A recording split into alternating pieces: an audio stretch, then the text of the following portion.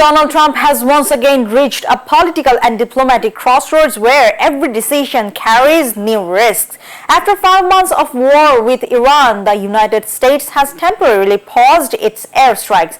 The White House says the pause is intended to create room for diplomacy, but it has also made one thing clear: if necessary, Washington is prepared to resume military operations. The question, however, is whether this pause is genuinely a step toward peace or merely a brief intermission before a wider escalation. At the heart of the crisis remains the Strait of Hormuz. Both Iran and United States continue to hold firm on one of the conflict's core issues, the control of one of the world's most strategic maritime choke points. Although Oman has facilitated limited diplomatic contacts, neither side has shown any willingness to compromise. In other words, the fighting may have paused, but the underlying dispute remains unresolved. This is also where Trump's biggest political challenge lies. From the beginning, his strategy has been to intensify military pressure in hopes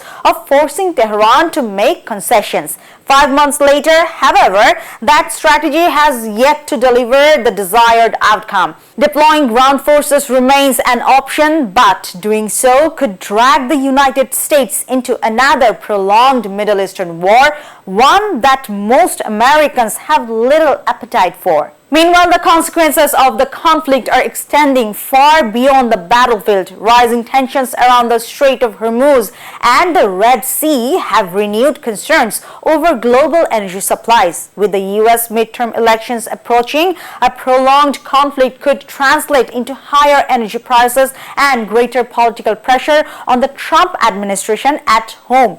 Analysts also says that divisions are emerging within the administration itself. Vice President J.D. Vance and several senior military officials have reportedly expressed concern over the risks of further escalation. U.S. intelligence agencies have also assessed that the recent bombing campaign is unlikely to significantly alter Iran's negotiating position. As a result, Trump's options are becoming increasingly limited. Washington could tighten economic sanctions further, but such measures would take time to produce results. Returning to negotiations is another possibility. Yet, Iran appears unwilling to abandon its demands over the Strait of Hormuz, terms that would be politically difficult for the United States to accept.